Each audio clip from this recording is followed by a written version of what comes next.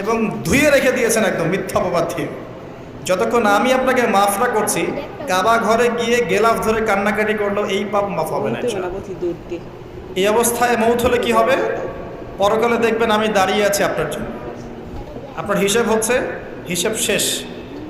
আপনি সালাত, সওম, হজ জাকাতে নেকি নিয়ে উঠেছেন, কিন্তু দেখছেন আমি দাঁড়িয়ে আছি, আমার মতো আরও 10 জন দাঁড়িয়ে আছে।